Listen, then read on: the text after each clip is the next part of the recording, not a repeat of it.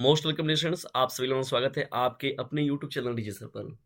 यदि ज़्यादा नंबर पाने की है इच्छा तो डीजे सर चैनल से ज़रूर लीजिएगा शिक्षा। डीजे सर की नैया बनेगी आपके बोर्ड की खवैया। तो ऑडियंस चलिए स्टार्ट करते हैं आज के इस महत्वपूर्ण सेशन को।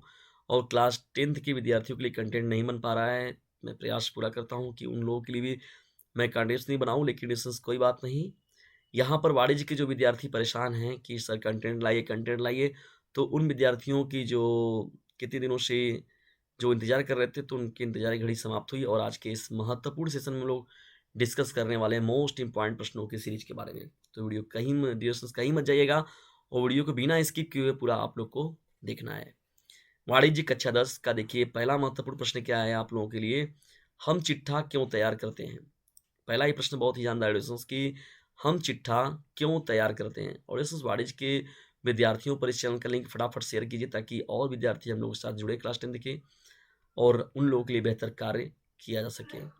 व्यापार की वास्तविक आर्थिक स्थिति ज्ञात करने के लिए चिट्ठा तैयार किया जाता है। क्या करने के लिए लिसनर्स?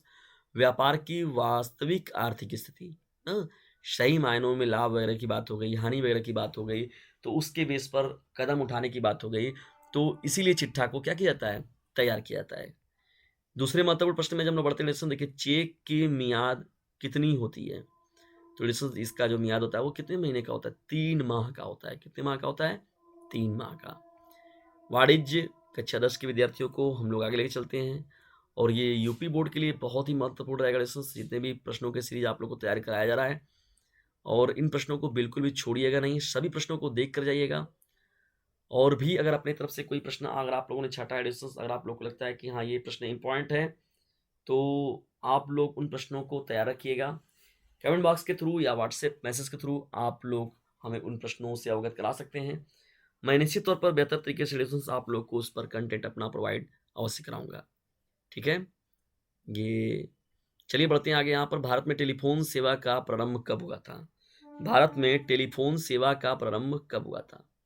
लेकिन उस भारत में पहला टेलीफोन जो था स्टार्ट किया हुआ भारत में सबसे पहले 1881 में oriental telephone company limited England ने कोलकाता, बॉम्बे, मद्रास की बात होगी जो वर्तमान में चेन्नई है। कोलकाता हो गया, बॉम्बे हो गया, मद्रास हो गया और अहमदाबाद में टेलीफोन एक्सचेंज स्थापित किए थे। 28 जनवरी 1982 में कुल 93 ग्राहकों के साथ प्रथम औपचारिक टेलीफोन सेवा शुरू की गई। कब शुरू किया गया था? 1882 में कुल 93 ग्राहकों के साथ प्रथम औपचारिक टेलीफोन सेवा का प्रारंभ किया गया था। ठीक है दोस्तों, तो ये इंपॉर्टेंट रहेगा आप लोगों के लिए प्रश्न। चलिए महत्वपूर्ण प्रश्नों की सीरीज में बढ़ते हैं हम लोग अब आगे और देखते हैं नेक्स्ट प्रश्न को। चौथा देखिए प्रश्न क्या है हम लोग को, पान वाले के लिए कौन सी फाइल उपयुक्त रहेगी? तो इसीलिए इसमें डिस्कस हम लोग बोलते हैं तार फाइलें। स्टेट बैंक ऑफ इंडिया की स्थापना कब हुई? प्रश्न संख्या हम लोग का ये कौन सा एडिशन? पांचवा प्रश्न है, स्टेट बैंक ऑफ इंडिया की स्थापना कब हुई? ये प्रश्न तो मोस्ट इंपॉर्टेंट, छोड़ने लायक एकदम भी नहीं है। भारतीय स्टेट बैंक की स्थापना जो हुई थी कब हुई थी? से 1 जुलाई 1955 को हुई थी। कहाँ हुई थी? कब हुई थी? 1 जुलाई 1955 को हुई थी। कब हुई थी? 1 जुलाई 1955 को हुई थी। किसकी हुई थी? भारतीय स्टेट बैंक की हुई थी। किसकी हुई थी? भारतीय स्टेट बैंक की। मैं इसलिए बता रहा हूँ इसको, देखिए यहाँ पर क्यों भारतीय स्टेट बैंक के बारे में बात बार बार मैं जिक्र कर रहा हूँ।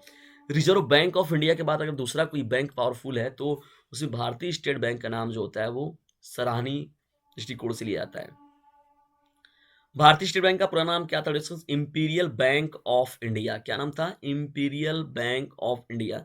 यदि आप लोगों से पूछा जाए कि भारतीय स्टेट बैंक का पूरा नाम क्या है तो इंपीरियल बैंक ऑफ इंडिया है। वर्तमान में देखिए इसका मुख्यालय कहाँ पर है? मुंबई में है। वर्तमान में इसका मुख्यालय कहाँ पर है? मुंबई में। ठीक है ना, मुंबई कहाँ? मुंबई क्या है? महाराष्ट्र की राजधानी कहाँ है? मुंबई। ठीक है ना, मुंबई। फिल्म नगरी कौन सी है? मुंबई है। तो डिस्कशन जानते हैं कि मुंबई कितने मामलों में फेमस है। ठीक है ना, तो ये है। और एसबीआई के अध्यक्ष जो हैं रजनीश कुमार की बात होती है। भारतीय रिजर्व बैंक की स्थापना जो हुई थी कब हुई थी? 1 अप्रैल 1935 को कोलकाता में हुआ था। तो इतनी बातें हो रही तो भारतीय रिजर्व बैंक को भी इसी में नाम ले लिया जाए। जब इसमें आगे बढ़ते हैं डिस्कशन हम लोग, देखिए तो यहाँ पर ये बात हो गया आप लोग का। देखिए एसबीआई के अध्यक्ष के रूप में अगर देखा जाए तो इससे पूर्व जो अध्यक्ष थे वो रजनीश कुमार जी थे। अगर वर्तमान में देखा जाए तो यहाँ पर अरुंधति भट्टाचार्य हैं। कौन है? अरुंधति भट्टाचार्य हैं। ठीक है ना, तो एसबीआई के जो अध्यक्ष इस समय वर्तमान में है अरुंधति तो अरुंधति भट्टाचार्य का नाम जो है मैंने बताया उसको याद रखिएगा आप लोग। और भारतीय रिजर्व बैंक की स्थापना जो है कब हुई थी? 1 अप्रैल 1935 को हुई थी, ठीक है ना। चलिए आगे बढ़ते हैं यहाँ पर हम लोग। रेखांकन के 2 उद्देश्य बताइए। रेखांकन यानी चेक जब होता है एडिशन तो चेकों पर रेखांकन क्यों किया जाता है? जैसे देखिए ऐसे लाइनिंग ले लिए, ऐसी लाइनिंग खींच देते हैं जब हम लोग, तो ये सब क्या मतलब होता है इनको जब रेखांकन किया जाता है ऐसे लाइनों का ना, 2 लाइन जो रेखांकित किया जाता है। तो रेखांकन चेक के भुगतान को अत्यधिक सुरक्षित बना देता है, यानी उसके भुगतान को सुरक्षित बना देता है कि भई हाँ, भुगतान तो होगा या करना ही है। दूसरी महत्वपूर्ण बात आती है रेखांकन चेक भुगतान का पक्का प्रमाण होता है, ठीक है। तो जब उसको रेखांकित कर दिया जाता है इसका मतलब कि ये प्रमाणित हो चुका है कि इसका भुगतान हमें कर देना है, ठीक है ना। और डिस्टेंस यहाँ पर दिख रहा है आप लोग को एक नंबर 950 690 227, तो इसका खुद भी लाभ उठाइए, दूसरों को भी लाभान्वित कीजिए और जाकर इस नंबर से मैसेज जरूर कीजिए, ठीक है, जो ये नंबर दिख रहा है आप लोगों को। चलिए बात करते हैं यहाँ पर हुंडी, मोस्ट इंपॉर्टेंट प्रश्न है, बार बार पूछता है ये प्रश्न। हुंडी को परिभाषित कीजिए। किसको परिभाषित कीजिए? हुंडी को परिभाषित कीजिए। देखिए दोस्तों, हुंडी का मतलब क्या होता है? हुंडी अगर देखा जाए तो एक प्रपत्र है। वास्तव में देखा जाए तो हुंडी कुछ है नहीं। हुंडी क्या होता है? बस एक ये प्रपत्र है। प्रपत्र है तो काम क्या करता है? ये लिखित एवं हस्ताक्षर युक्त प्रपत्र होता है। जिसमें क्या-क्या काम किया जाता है? जिसमें किसी व्यक्ति को यह आज्ञा दी जाती है कि वह हुंडी में उल्लिखित व्यक्ति को या उसके आदेशानुसार किसी अन्य व्यक्ति को या उसके वाहक को उसमें उल्लिखित जितना भी लिखा गया धन है, उस राशि का भुगतान कर दें। ठीक है ना? तो उस राशि का भुगतान करने के लिए जो प्रपत्र तैयार कराया जाता है, उसे ही हम लोग कहते हैं हुंडी। ठीक है ना? ये इम्पोर्टेंट लेसन्स और इन प्रश्नों को छोड़ना एकदम मना है आप लोगों को। डीजे सर का वादा दिलाएंगे बोर्ड में नंबर ज़्यादा। तो उसके लिए बस आप लोग को थोड़ा-सा परिश्रम करने की ज़रूरत है डिस्टेंस कि इस चैनल से कम आप लोग 1.5 से 2 घंटे अपनी स्टडी ज़रूर कीजिए। विदेशी व्यापार क्या है? इसके 2 प्रकार लिखिए। देखिए दोस्तों, बात हो रही है विदेशी व्यापार की, जब वस्तु के क्रेता और विक्रेता दोनों अलग-अलग देशों के रहने वाले होते हैं। ठीक है ना? अलग-अलग देशों से रहने वाले। कहने का मतलब क्या है दोस्तों, अगर कोई भारत से है और रूस से है और उन व्यक्ति यानी उन बिज़नेसमैनों के बीच में या एक देश का दूसरे देश के साथ जो व्यापार होता है, उसे हम लोग बोलते हैं विदेशी व्यापार। ठीक है ना? जब वस्तु क्रेता और विक्रेता दोनों अलग-अलग देशों के रहने वाले होते हैं, तो उनके मध्य होने वाला जो व्यापार होता है, उसे ही हम लोग बोलते हैं विदेशी व्यापार। देखिए, विदेशी व्यापार का मतलब क्या होता है? विदेशी व्यापार कितने तरीके से होता है? 2 तरीके से होता है। या तो आप सामान को लेंगे या तो आप सामान को देंगे। तो इसीलिए देखिए दोस्तों, यहाँ पर मैंने टाइप को भी लिख दिया हुआ है। विदेशी व्यापार के 2 प्रकार कौन हैं? आयात व्यापार है और निर्यात व्यापार है। ठीक है ना?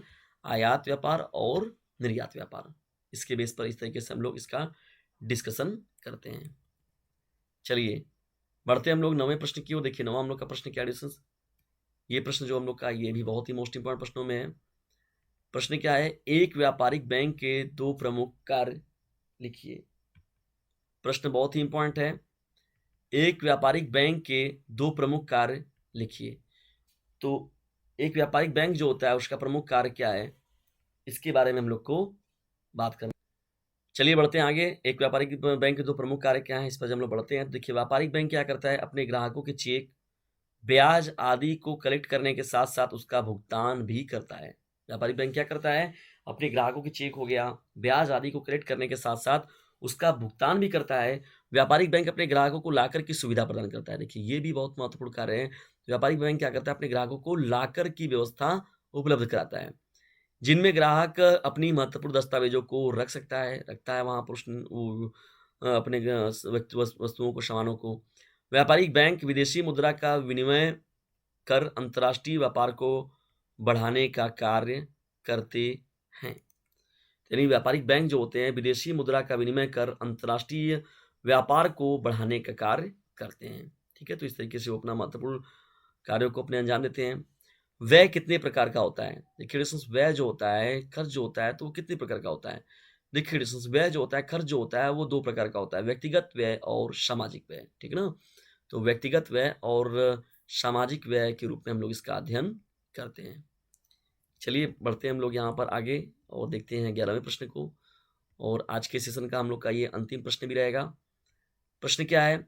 सीमांत उपयोगिता और कुल उपयोगिता में अंतर बताइए। प्रश्न को ध्यान सुनिए।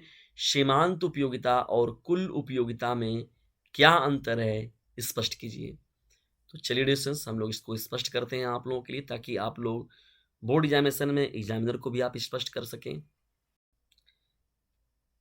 चलिए बढ़ते हैं हम लोग यहाँ पर आगे। देखिए, कुल और सीमांत उपयोगिता उपयोगिता के बीच में अगर देखा जाए तो मुख्य अंतर के बारे में अगर हम लोग बात करें किसके, कुल और सीमांत उपयोगिता के बीच में, तो मुख्य अंतर क्या है डिस्टेंस, यह है कि कुल उपयोगिता उपभोक्ता को वस्तु की विभिन्न इकाइयों का उपभोग करने से प्राप्त कुल संतुष्टि को संदर्भित करती है, जबकि सीमांत उपयोगिता जो होती है एक वस्तु की अतिरिक्त इकाई की खपत से प्राप्त अतिरिक्त उपयोगिता को दर्शाती है। कहने का मतलब क्या है रेफरेंस की कुल और सीमांत उपयोगिता के बीच में अगर देखा जाए, तो कुल उपयोगिता जो होता है उपभोक्ता को वस्तु की विभिन्न इकाइयों का उपभोग करने से प्राप्त कुल संतुष्टि को संदर्भित करता है। यानी कि मतलब आपने कितनी इकाइयों का उपभोग किया, ठीक है ना? तो इसी कुल उपयोगिता का उपभोक्ता पर प्रभाव पड़ता है, जो ये बात हो रहा है। तो जबकि सीमांत उपयोगिता क्या करता है? एक वस्तु की अतिरिक्त इकाई खपत से प्राप्त अतिरिक्त उपयोगिता को दर्शाती है।